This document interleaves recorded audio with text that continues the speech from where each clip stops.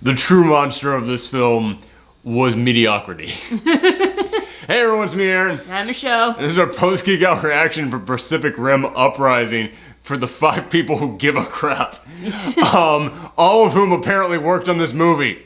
Yeah, okay, so for anybody who's not seen post-Geekout reaction before, it's not really a review, it's more just an open discussion between the two of us about the thing that we just watched, and that does include full spoilers, so we are going to go spoilery on this thing. So if you haven't seen Pacific Rim Uprising, and you care, I don't know if there's a lot of overlap on those two areas. You know, it's funny because like so many people really enjoy the first movie. No, hold on, I gotta correct you. Actually, yeah, there's a small group of people who are really dedicated. There you go. Okay, because I went on Twitter, my quick one-tweet review on this thing, I said, if you care about these characters and this world, this is a great next installment to this franchise. I don't give a crap about this world or these characters, and I got 2 people who responded to me and said, nah man, everybody loves Pacific Rim, and I was like, 2 people responded with that. That's the thing. Pacific Rim folks, I know a lot of you are really young, so I'm gonna introduce you to a term that you need to get used to. Cult classic.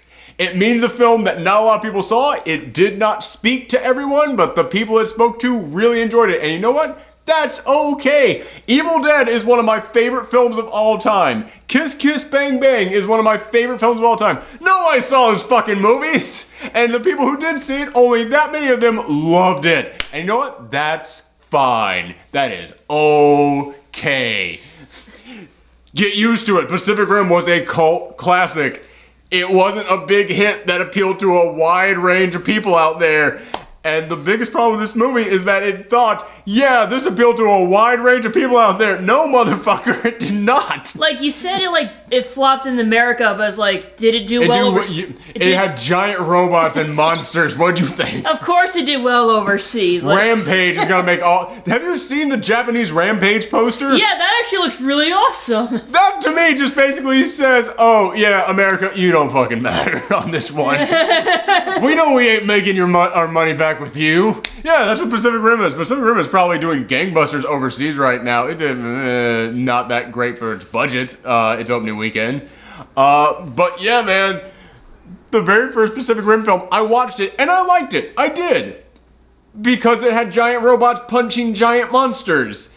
I didn't really care about any of the characters. The characters were weird, goofy cartoons that were just there to get you to the monsters punching robots going on. Yeah, I can see that, but I actually I really did enjoy the first one. Okay. I did not care about the second one. And I think it's because the characters that I cared about in the first one were not really in the second one. Yeah. The only character whose name I even remember from the first one is Stacker Pentecost, because how can you not remember that name? He died at the end of the last one. Yep.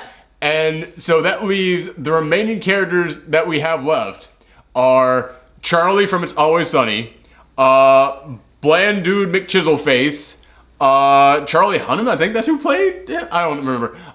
Do you have IMDb open? Maybe. He's not in this one, so it doesn't matter. But then there was the Japanese girl. Yeah. Mariko, I think her name was? Mako, that was it. And like, she's like... Yeah. Yeah. I don't... She's... Just let us read subtitles. I swear to God, we can read fucking subtitles. And then the other guy who left in the movie was the crazy British guy with the cane. Those are the only 4 characters left alive at the end of Pacific Rim. And Bland Dude McChiselface isn't in this film. Not that you would notice, because they replaced him with another Bland Dude McChiselface. Yeah, exactly. Which that brother's agent is on the phone with Marvel right now going, so Chris Evans is out after Avengers 4, right? You need another Captain America? Because I was looking at this dude, it's like, goddamn, this is Chris Evans with a time machine. It's like they grew him in a lab somewhere. It's like his name isn't Chris, therefore he's not associated with Marvel. No, sorry, no. like... Scott Eastwood, yes. Sorry, man. Change that to Chris Eastwood. We can talk. I wonder if he's the son of Clint Eastwood. I heard that he was acting and stuff. But yeah, so he's replacing Bland Dude McChiselface. So the only 3 remaining characters you have is Charlie from It's Always Sunny, which I was like, I don't care about Charlie. it's fine, whatever. He was okay in the first film to do what he needed to do, but I didn't need to see more of that guy. The British dude, I forgot existed until he popped up in this movie and went, oh, fuck, that's right, you were a thing in the last one. And then there's Mako, and Mako is, I don't know why she isn't in this more. Yeah. What else is she doing? Maybe she has tons of other films she's working on that I didn't know about. But maybe. Why would you get hired on to come into this movie for, okay, going into spoilers now. Mako dies in this. Yeah. And like, quick. Yeah, it's like, wow, the main protagonist in the first movie, pretty much. Yeah, and we were on Twitch yesterday, and I was talking about how I didn't really care for that. And someone in the chat, again, like I said, the people who like Pacific Rim really like Pacific Rim. And the person in the chat was saying, yeah, I'm not going to spoil it, but as a Pacific Rim fan, they did one thing in this film with a certain character that made me go, why would any Pacific Rim fan want to watch this now? And I went, you know what? I was coming in here and saying like, oh, Pacific Rim, you know, oh, I didn't care about this film at all. Now I can look at this movie through the eyes of the people who did like the first one and go, oh yeah, that is kind of a big fuck you, isn't it? Yeah, that's really kind of offensive. I kind of felt the same way how they treated Newt in this one. I didn't give a shit about Newt, but then again, it's like, again, I'm speaking from the point of view who just enjoyed Pacific Rim for the big monsters punching each other.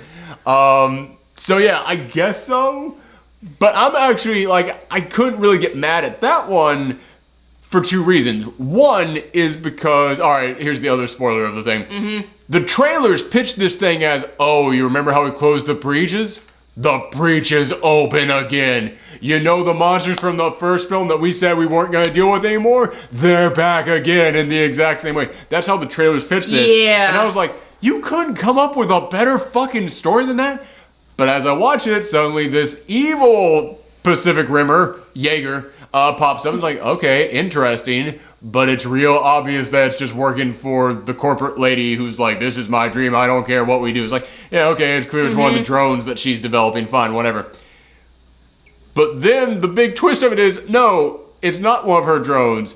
It's a weird drone kaiju mix created by Newt, because Newt, when he drifted with the kaiju in the last film, his brain got kind of like overtaken by the evil guys in the other dimension, and I was like, oh shit, I didn't see that coming. Yes, yeah, right. I mean, I'll give him that. I thought this was gonna be like, oh, it's the exact same thing from the first one. I was like, no, you actually did come up with a cool thing.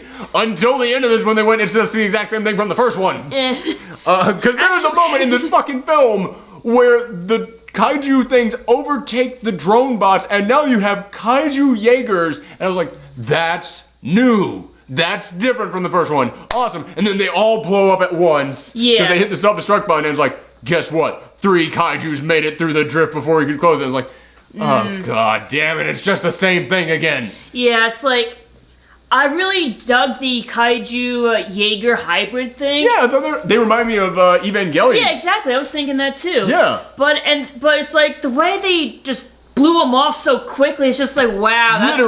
That's a big fuck you. And it's like, I kind of wanted more of that and more of the kaiju, honestly, because, like, 2/3 of this movie is just, like, the Jaegers and the kids.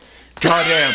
Okay, real quick before I forget, I said there were 2 reasons I wasn't so mad at Newt being turned evil in this one. The other reason why, first reason is because it was a surprise to me, and the other reason why was because Charlie from It's Always Sunny has such a problem of branching out and getting different roles that I have been referring to him as Charlie from It's Always Sunny this entire time. This is the first time I've ever actually seen him kind of acting as someone different. Like, I was watching this and I was like, you know what? I could buy you as like a sleazy agent in a movie, a sleazy lawyer. Like, okay, I can see you doing something that isn't just crazy down-to-earth guy, crazy dumb guy. I can see you finally doing something different. That is the only other reason I'm like, yay, I guess. It's just like, I just felt like they ruined his character. I mean, I know you say, like, it's, again, that the first movie didn't have much character. You're speaking on behalf of the people who enjoy this right now. Yeah, so, like, basically him and, like, what was the other guy, the other geek's name, like... The British dude, who I forgot that. Yeah, because, like, those two... Herman, yes. Like, Herman and Newt, like, they were, like... 2 bros and like 2 nerdy bros just like helping each other out and like discussing things, and it's like, I really dig the chemistry between these two. Okay, all right, I can see that, because I'm glad you're here then. Because I was watching this, and the whole time was like, we can be partners again, we can save the world again. Well, technically you saved it with me. Okay, fine, help me help you save. The whole time they were doing that, I was like, I don't care. Dear God, so it's nice to know, yes, speaking of half the people who did like the first one, you cared about that. Yeah, and it's like... So it's another fuck you from... Yeah, exactly, it's like... Newt was like a great character who's like, you know, obsessed with kaiju, so like I would understand like why he would like keep drifting with a kaiju brain, but I was sort of hoping he would be able to fight back. And like Herman was there, was like, you can fight it, you're strong enough, and he's like, he's not strong enough, and it's like he goes to the dark side, yeah. Yeah, and it's like, bring him back. I kind of want him to be back. I want to be with Herman. Like, I know a lot of people like joke about them being gay together, but at the same time... There's a moment in here which I was like, oh shoot, this is pretty bold of this film. All right, way to go. Yeah, but they didn't go that route. No, they didn't. No, like, I was... I know this is gonna be like silly and shit, but it's like, I kind of wish Herman would kiss Newt just to bring him back and snap him out of his brainwashing. It's like, Why oh not? no, what have I done? I have to save the world. He's like, I thought kaiju were the only things that gave me joy, but Herman, you were there for me when no one wasn't, when no one else was. And it's like... You literally just wrote an entire slash fic on this one. Pretty much, yeah, if it hasn't been already written. Oh, it has. Yeah, okay, so I'm glad you're here, because like, okay, I didn't really care about this, but it's like, but again, we're speaking from two different points on this one, because my biggest problem with this film is that it really kept talking to me like, this is what you love from the first one, right? It's like, no, I love the monsters being punched by robots. Wow, this is a long period of time and no monsters punching robots. Yeah, exactly. I mean, there are robots punching other robots, but... Well, even that is, like, very limited in this compared to the first one. And there's nothing that they do cool in this one compared to the first one. No, they don't. It's honestly really disappointing. Yeah. Like, it was like... So, like, this takes place after, like, the... 10 years after it, 10 years, and it's like... Oh, there are still skeletons on the land. It's like, wouldn't they have to, like, use the Jaegers to, like, pull them off? Why are there, like, broken-ass Jaegers just sitting all around the place? Like, that was a big problem I had with this. It's like, okay, the giant skeletons, I understand, like, the government gets lazy on that shit. It's like, if you go near it, it's probably toxic, so don't, whatever. But there's busted up super robots just sitting everywhere where people are breaking into them and stealing valuable parts. I'm like, that shit the government would pick back up. The government spent money on that shit. Yeah, They're not going to leave it sitting there. Yes, yeah. I mean, like, the Jaegers should have been, like, kept in, like, a secret area, like an Area 51 kind of thing. Something like that? Because you know the government will be like, just in case something bad happens, we need these weapons, because that's just how the government is. Or also, it's kind of like, yeah, man, there's, like, nuclear shit inside of there. We can turn that into a weapon or something. Which that is literally what the government is doing, because even though there hasn't been a breach in 10 years, they're still building new Jaegers and training new pilots for this. So, this film, alright, again, so, as I keep saying, my biggest problem with this film is that it keeps kind of turning to me and being like, oh, this is something that you love in the first one.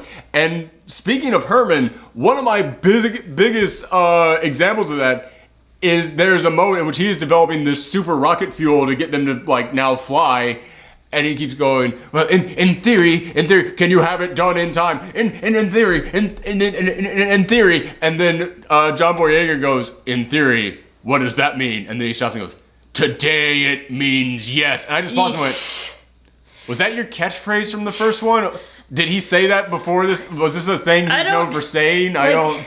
That's the thing about this movie, is like, they expect you to, like, they thought you just watched the first one.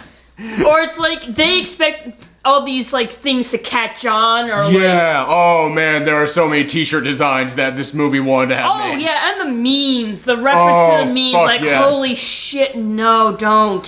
Which, again, I gotta say, there was one dude in my audience who was applauding and woo and everything. So yes, out of my whole audience, there was that one guy, and it's like, yeah, that's kind of what this movie was made for. This movie was made for that one dude. If you're that one dude, then cool. If you're that one dude, everyone else in the audience hates you, probably. I was more just looking over at him like... Really? Yeah. I was just like, you gotta explain this shit to me, man. But yeah, okay, so yeah, but it's like they always have like these nod backs to the first one, but then it's like a whole new cast of characters that I do not give a fuck about. We gotta talk about the new cast. Yeah.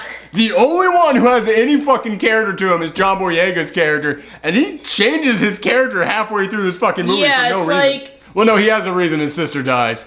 Yeah. Which is... Yeah, apparently Mako was his adopted sister or something. Yes, because... he's Stacker Pentecost's kid. Yeah. And in the first one, they do say that Stacker Pentecost adopted Mako when she was like 3 or however old she was. So she basically was raised with him, and it was his sister. But now it makes me look back at the first film. It's like, how come he never got fucking mentioned? Yeah. Oh, yeah. The random son that never was mentioned is now starring in the sequel. That is such a Disney direct-to-DVD move. Oh, fuck yes. Oh, that is well put. Yes, that's exactly what it is. Yes. Ariel has sisters you never knew about, everyone. No, Ariel has a daughter, and she wants to go back to the sea and be a mermaid. Oh, shit, yeah. That was an actual thing. Yes, it was. So it's starring him, and he's his character from, God, what was that? Attack the Block, basically. Mm-hmm. He is just a hoodlum. He is basically, he's a chav, I think they're called. Forgive me if I said that wrong. He's that thing you put on potatoes, a chav. And it's really, like, at the beginning, he's just like, yeah, basically, I'm just living in, like, a no man's land because it's been cordoned off because this is where, like, Jaeger fights happen. So there's a busted up Jaeger here, there's a dead kaiju skeleton, and people just live here, and they trade, like, cars for Oreos and shit. And it's like, I do not buy for a second that, like, this is this big of a thing that the government hasn't come in here to at least get the fucking Jaeger back. Yeah. But it's like, okay, that's kind of interesting. Yeah, but then he changes to just being like, now I'm a soldier. It's like, oh, you caught me. I'm being recruited against my will. Which is such bullshit. He gets caught, and then it's like, okay, your choices are jail, or you come back to the force, and we make you a captain or whatever position it is. And I was like, you instantly get promoted to fucking top rank? That's not how the military works. The Suicide Squad doesn't even work like that. That'd be like if the Suicide Squad enlisted Harley Quinn to take over Amanda Waller's position. Yeah, I was looking at that, it's like, the fuck? Wow. And like, I know your sister like helped save the world and your dad helped save the world. And it's like, but still, like, straight to the fucking top. But the other person he meets in wherever the fuck this movie starts off with is this little girl who she has built her own Jaeger. Yeah. Which honestly, I think that's a far more interesting movie. The movie about where like, what do the Jaegers do after the kaijus and they don't have anything to do? Well, maybe they start policing people because they gotta do something with the Jaegers. And now you just have giant robots in every corner. And this little girl builds her own Jaeger out of scrap metal and trash. But I kind of find that hard to believe because it's like, those pieces of metal are like really heavy. There's no way a little girl like that can drag such huge chunks of metal and fuse movie and put them together. Like, never explains that shit. And it starts out with him going, "Did you build this?" And it's like, "What? You don't think I could have built something like this?" It's like, physically, no. I mean, it's not that we don't believe you have the intelligence or blueprints for this. Yeah, but like, but you can't lift a single piece of this machine by yourself. And you're an orphan living in a dump. Also, how old are you? How long have you been working on this thing? Since you were like 2? I'm guessing, based on her flashback, I'm guessing she's at best 15. Yeah, but like still, it's like... She would have had to have, for her to have built this, she would have had to have started the second she became an orphan. Like, this had to have been some Batman shit where she... I wouldn't be surprised if that was the case. Yes. Like, she built a Jaeger to like... to get vengeance on the kaiju who took away her parents and shit. Well, that was basically what it was. Yeah, kind of, but... But she, man, what do you think of her character? Very Mary Sue-ish. I wouldn't go that far, but annoying child. Annoying child, like, yes. Annoying prodigy child, quote unquote. There we go, I'll go with that. Yeah, because she's the one who can, like, build the Jaegers and can do all this stuff, but... oh, she doesn't follow directions like the rest of the kids and the cadets. So and bland. And it's like, again, it's one of those characters that are just like, you love this, right? And it's like, I guess. I guess it tastes okay. Yeah, so she's meh. Nah. But the most meh of all is when they get to the, Jaeger base, and they meet Jake Pentecost's old partner, and they're gonna suit up again. Nate Lambert, played by Scott Eastwood. Oh my god, this guy is just there to be a chin. Yes. That is it. They even joke about his chin. It's like, how's your chin implant? Is it settling in? It's like, that's another thing. I really hate the banter in this movie. It is so goddamn bad. It is. Especially at the end of this thing. We're jumping around on this. Yes, but at the end of this thing, after they defeat the giant triple kaiju, and they're climbing out of there, and it's like, yay, we finally did it. We saved the world again. Then Jake and, what's her name, the brilliant girl, Amara, start doing banter back and forth. It is the worst goddamn banter to go out on. It leaves a bad taste in your mouth at the end. It's like this was dialogue. People wrote this. I don't know if are you sure they didn't just say, okay, improvise? It feels almost like it. Yeah. Because it feels just like, really? So that's what you're going to do? Yeah, why? What's wrong with that? I don't know. I don't think it was cool. Well, I thought it was cool. Well, yeah, you don't know anything. Well, I know more than you. That's what it was. Yeah. It was so bad. Yeah, like script, banter here for 5 minutes. It feels like it. But Scott Eastwood isn't the worst. I think this is who the worst is, but I can't fucking remember because she is so non-existent, and it's insulting whenever they bring her back to go, yeah, remember her? It's like, no. I think her character was Jules Reyes. Who is she? She was the girlfriend, I'm trying to remember, of Scott. Yeah, Nate Lambert's girlfriend. They show up and she's the girlfriend. And she's there for one fucking scene, and then they spend like 5 more scenes of just, I've already forgotten his fucking name, of just Jake and Nate talking back and forth. Like, there's 5 scenes after the one scene we see of her, of going, like, yeah, well, stop thinking about my girlfriend. You know it's my girlfriend. Yeah, well, I'm gonna steal your girlfriend from you. It's like, why? I don't know anything about their fucking relationship. I know nothing about her personality. Apparently there's a love triangle going on, but I think that's bullshit and it's not. The love triangle that gets introduced in here is the worst goddamn love triangle I've ever seen. Because again, she's gone for the next 60 minutes of this movie. She just randomly pops up here and there. Yeah, like in the background every now and again. Like, she doesn't have any lines that make you remember her or anything because, yeah, she's gone for so long. Then she'll pop up and it's like, all the Jaegers have been defeated.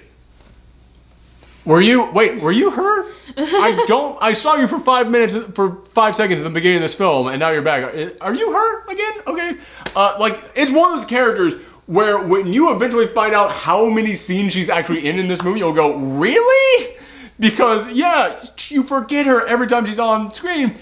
And then at the end of this, when they're suited up to go to the big battle, she comes up and kisses Nate. Then she goes over to Jake and kisses him. And then walks away, and then Nate's just like, that was weird. Polyamory?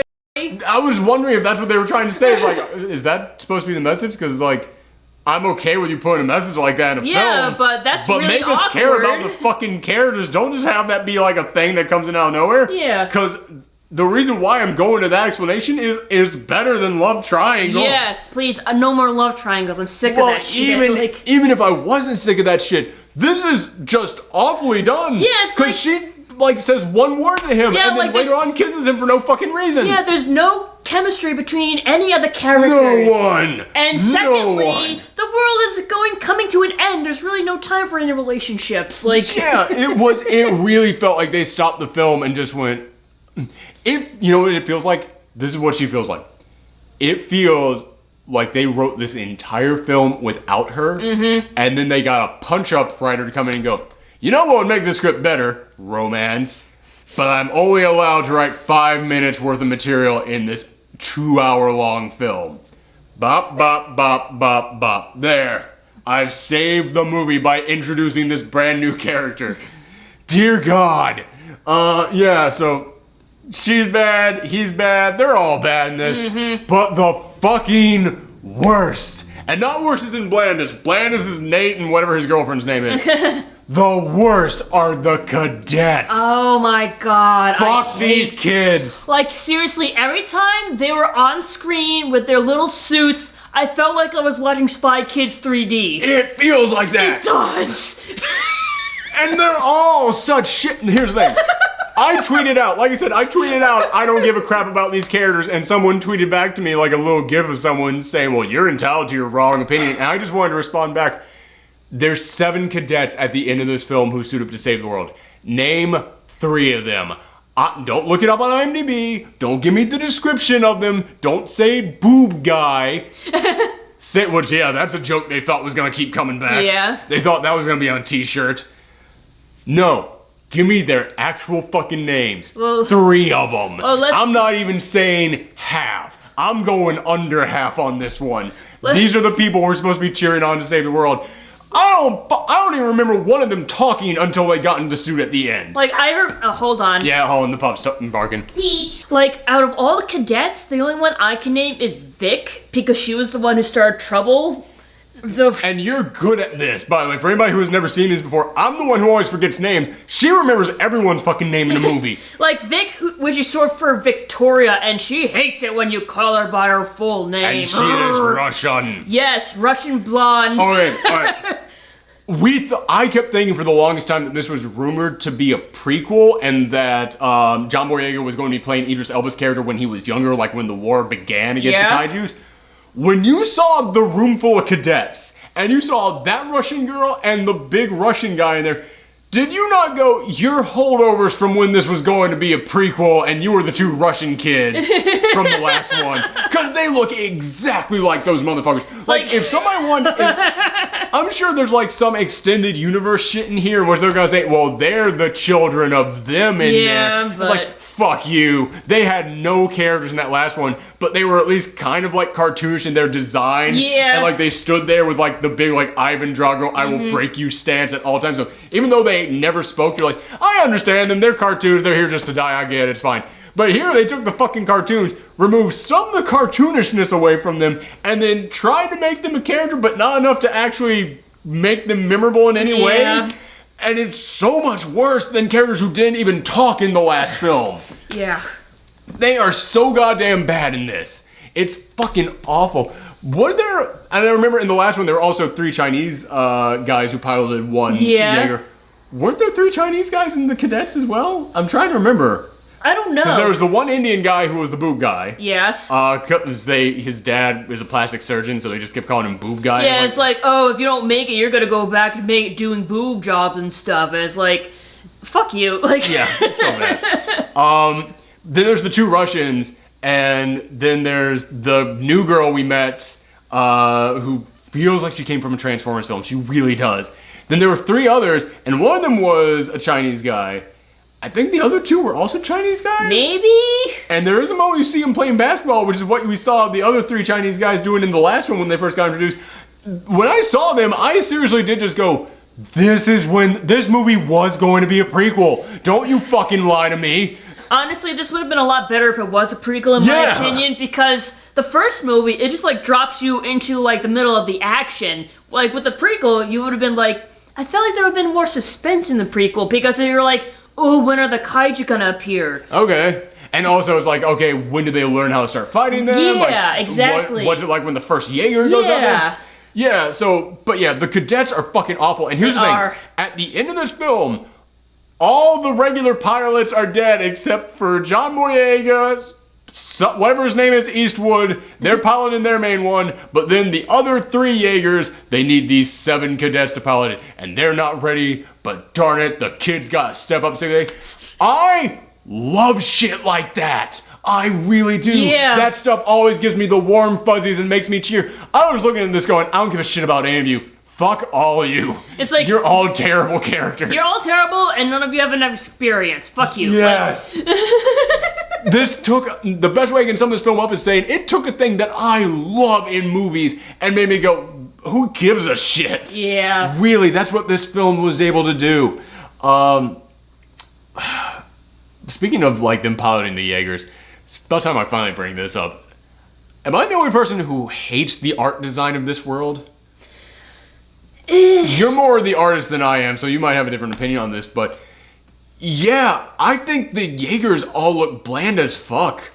Like, there was a moment in here in which... something, you're right, because I think about the Jaegers in the first film, it's like, they had much more unique designs. Like, they were also still kind of, like, new. So, like, okay, this is a brand new thing that we haven't really seen that much of before.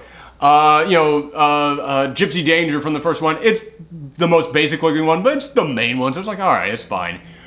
But then you had the one with the big 3 arms on it, and then you had the really big buff one. Mm-hmm. This one, you have Gypsy Avenger, which is just Gypsy Danger all over again. Then you have another big green one, but now it's got a wrecking ball on one hand. It's like, it's still basically the same.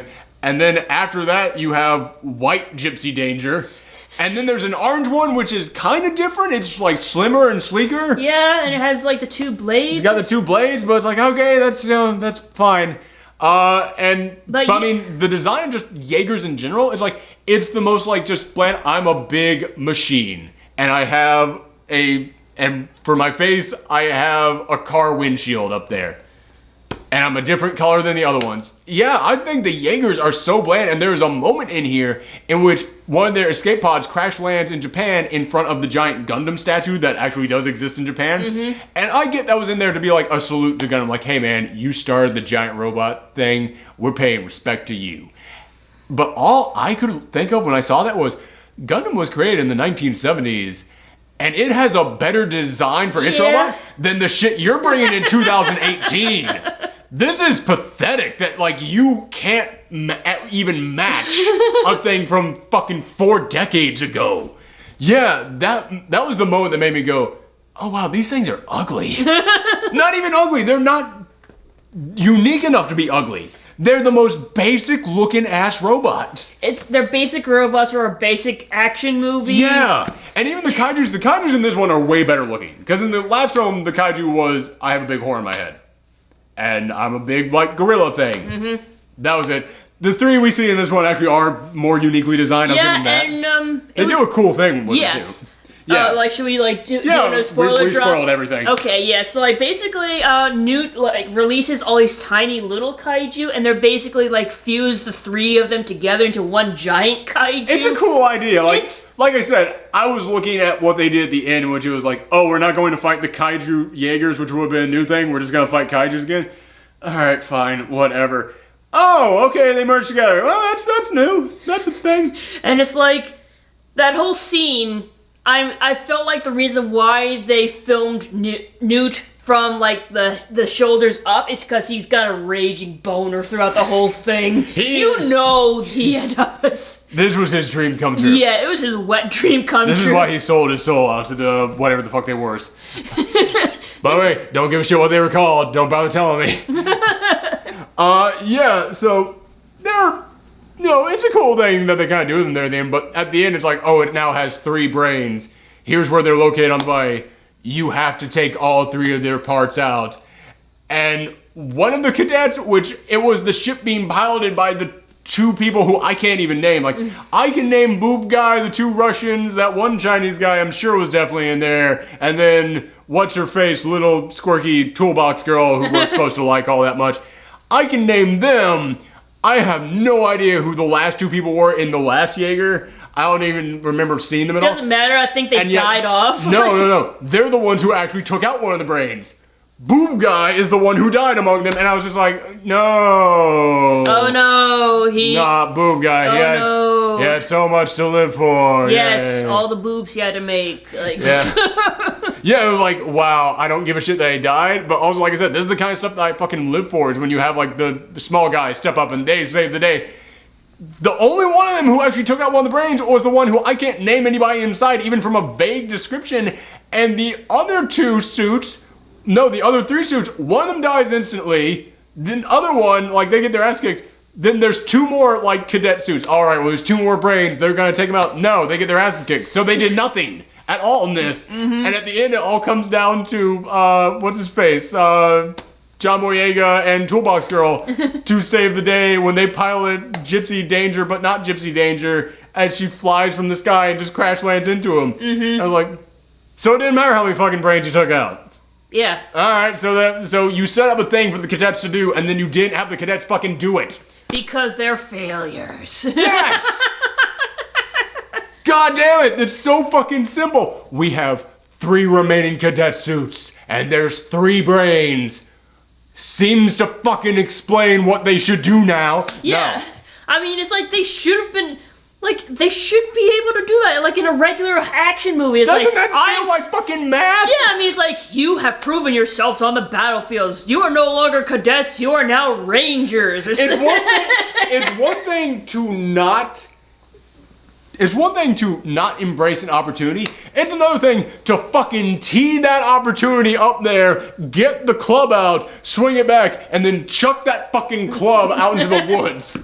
Yeah, man, this thing was so, like, the fucking script writes the opportunity itself for them to step up and save the day, and nah, we ain't gonna do that. It's like, no, it has to be John Bodega and the Toolbox Girl. Well, even if they wanted to, like, do that, and then just, like, you took out the 3 brains, but then, like, a 4th kaiju, like, walks out, like, no, like, they take out the 3 brains, but as they're trying to take them out, like, what's his face, Newt just goes, oh, can't have that, and then he summons out the evil, like, Jaeger from the beginning. Yeah, because, like... And then he has to fight it, which would make fucking sense since it's the one that killed his sister. It's like, yeah, have John Boyega do that against that while the 3 recruits have to save the day by taking out the 3 brains.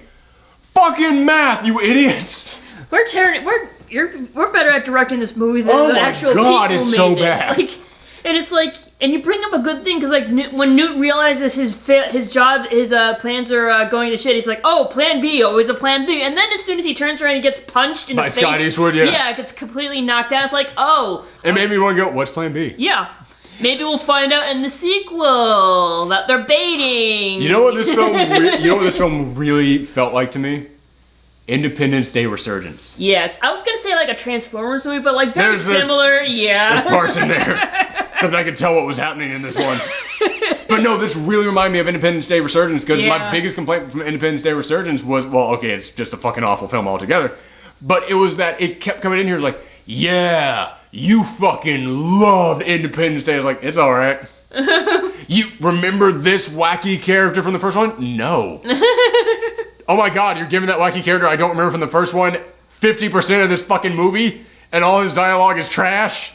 And now you're just going to bait a sequel where the heroes go in search of the bad guys now? Which, yeah, exact same endings to both films. Yeah, this is like Independence Day, except that, yeah, I did like Pacific Rim more than Independence Day, and Independence Day was 2 decades old, and this one's 5 years old. Mm-hmm. So it's like, okay, this seems like more of an appropriate time to bring that one in. But yeah, man, it really did kind of remind me of a lot of the shit that I hated from Independence Day. Independence Day Resurgence. Yes. Man, I know there's more shit I want to talk about in this film. I know I'm forgetting it. Like, I was making mental checklists. But yeah, the art design I really don't like. I don't like, oh god, now I remember the big one. I like comic books. I love video games. And I'm a massive weeb fan of anime. I am the target fucking demographic for this film. And yet, when they touched down on the Jaeger base, and little Toolbox Girl goes running around going, oh my god, it's... And I couldn't even make out the first word she said because they had giant robot sounds going on as a robot was stepping around and she said the creature's name, which, how the fuck do you fuck that up? That's basic fucking sound editing. But she said that and I couldn't even make it out. The editing in this movie is pretty bad too. It's not the worst I've seen, but it's not great. Like, the way they like cut from scene to scene is just like, it's very jarring, and it's like, wait, I think I need a little bit more time. Yeah. To like, you need a bit more time to focus on this before you can like suddenly jump to that. It is a little bit weird. Yeah, it is a little bit rushed. But then she goes up to the next one, and I don't remember any of these robots' names, but she goes up to the next one and goes, that's this one! That's this one! Oh my god, it's that one! And it was, by the time she got to the orange one, which I think was the last one she named, I went, this is the dumbest shit I've ever seen. Again, fucking love video games and anime. I am used to hearing stupid shit. Yeah. I love that stuff, but I will gladly admit there's dumb fucking names in video games and anime. The names of these robots is the dumbest shit Hold on, I gotta look this up. Pacific Rim, what was this called? Uprising. Jaeger. Pacific Rum, I spelled. That's actually, man, that is a product just waiting to be made. Let's see. Pacific Rum. You're gonna need plenty of Pacific Rum after this. Categories: Jaegers, Bracer Phoenix, Saber Athena, Guardian Bravo. That one's okay. Titan Redeemer. I think that was the evil one. No, Valor Omega was the November Ajax. I don't even remember, but it was when they got to Saber Athena, which was right after Bracer Phoenix. That I went, these are fucking awful names. The names that they give everything in here, it sounds like it wasn't written by an anime fan, which feels like what this was made, like this film should be made for. It feels like it was made by somebody who fucking hates anime, and they told them, make the most anime thing you can imagine, and he just went, all right, what's a dumbass anime name? All right, Saber Athena, Bracer Phoenix. It's like MST3K, Big McLarge Huge. Yes. I swear to God, if that was the name of a Jaeger, you fucking Pacific Rim fans who don't know MST3K, you would buy it in a second. If you heard Big McLarge Huge, you wouldn't blink in this film. God damn it. And it was after that hit me, I bought all the shit in the first one. I went with it. I was in it. I was fine with it. But it was when they hit Saber Athena that I just heard a fucking record scratch. And after that, it's like, only you're capable of being drift compatible. I went, that's fucking dumb. I thought it was okay in the first one. Why do I think it's dumb now? Oh my God, am I like suddenly waking up in this film? Am I coming to life in this dream? Yeah, it really was just like I suddenly woke up and just went, oh my God, all the stuff I thought was awesome from the first one is dumb as fuck. I don't know, it's like, I felt like there was like more charm in the first one. That's also what carries and along. I think it's because like Guillermo del Toro like directed the first one. Yes. He only produced the second one. And by the way, there's a huge difference between directing and producing. Directing you have like more control over. Producing you're just there. Yeah. Producing is like, I want to see more of this, I will give money to it. Yeah. Yeah. Yeah. If you kickstart something, you help produce it. Yes. You didn't fucking make it. Mm-hmm. Yeah. And I think that's honestly it. It's that in the first one, there's all this dumb shit being thrown around, but there's charm. Mm-hmm. And the people saying it feel like they really believe it. And in this one, it kind of feels like people just reading off something and going, wait, that was it? All right, Saber Athena. It's like, no. There's no passion in that. No, this really does feel like a cash grab, like, I don't know about cash grab, but like trying to like... It's not even a cash grab for America, which is the saddest part. It's like, no, shit, like, more like a horrible attempt at making a franchise. Well, they wanted this to be a franchise. They've been trying for the longest time. He wanted this to be, Guillermo del Toro wanted this to be like his American kaiju series, like his Godzilla. Yeah, yeah. I understand like, that, but... Dude, I understand wanting to make that for America, but, you know... We have King Kong, and it was pretty good. Yeah, that's one thing that I gotta say is like, yeah, man, Kong Skull Island was a far better kaiju film than this one was. I mean, big robot's awesome, fine. Yeah. But... Although, oh, shit, man, I was just about to say something I am totally blanking on right now. Oh, yeah, the other thing, talking about charm, that's another thing that this film has a problem with. Yeah.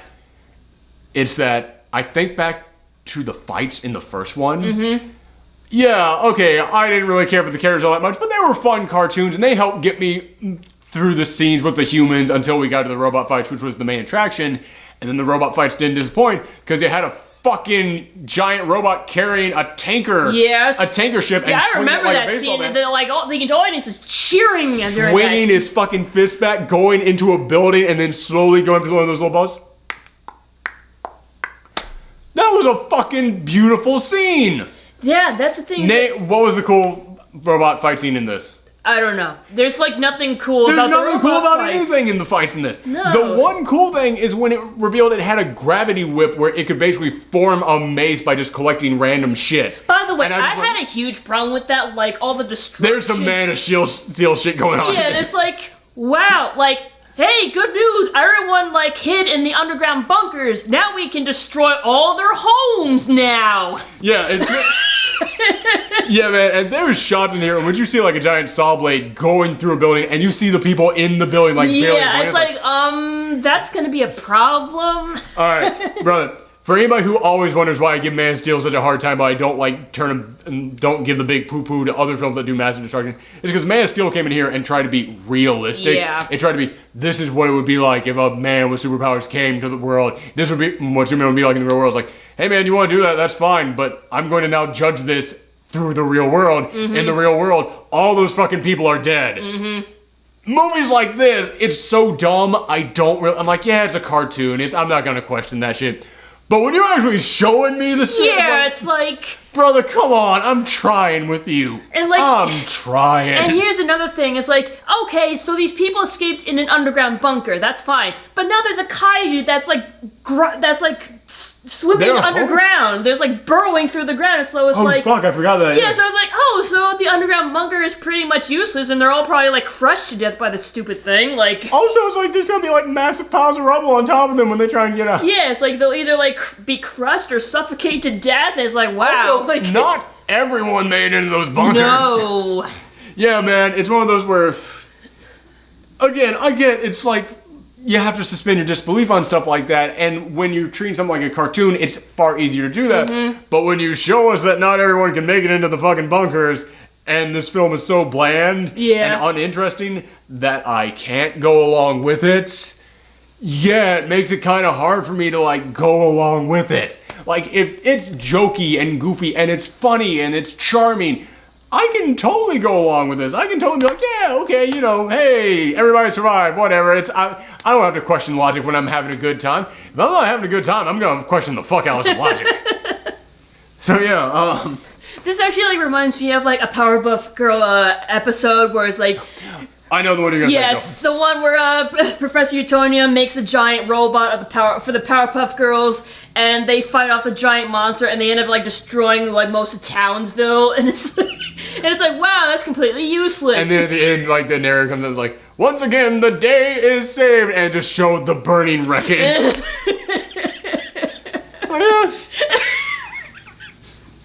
Pretty much, yeah. Yeah.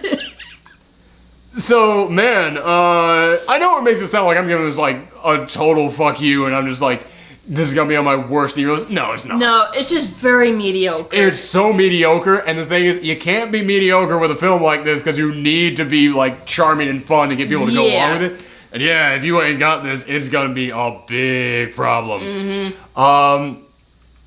But honestly, there are some things in here that are just terrible, like the cadets. Yeah. The romance that feels like an afterthought. This is the most afterthoughty romance I've ever seen. Yeah. Man, I've seen films where they just start making out at the end of the thing, and it's like, yeah, that was more than this one was. The dialogue is so bad in this, but... Oh, and something will come to me. I guess there are some cool moments with the robots. Actually, you know what? When the robots are fighting the other robots, it's pretty fun. Yeah. I mean, and the idea of kaiju Jaegers is pretty good. Yeah, it's like, there's lots of good, there are some good ideas in here. It just wasn't executed all that well. Yeah, and it's, you know, it still looks pretty good. Like, you know. It looks good, just not amazing. Transformer films, I can never tell what the fuck is happening in those films. This one, I can tell when robots are doing things. Yeah. Yeah. Yeah, it's like, I feel like the first Pacific Rim was dumb but fun. This one is just dumb. Yeah, exactly. Yeah. Man. And I find it, man, like I said, I tweeted out, if you are a fan of these characters in this world, then you'll be fine with it. But yeah, I've been hearing from fans, including you right now. It's like, no, fuck this thing. No, fuck it. Yeah, so, alright, it's not good. But this weekend we have Ready Player One coming up, so you'll be able to watch the review and the post-Geekout reaction for that. And I'm also going to have the post-Geekout for Jessica Jones Season 2 will be coming up soon. So thank you guys very much for tuning in. If you want to follow us on Twitter, Twitch, Tumblr, tell us all the reasons that we're wrong on this, then go to twitter.com/ProfessorThorgy. Thanks for tuning in, everyone. Come back next time. Bye.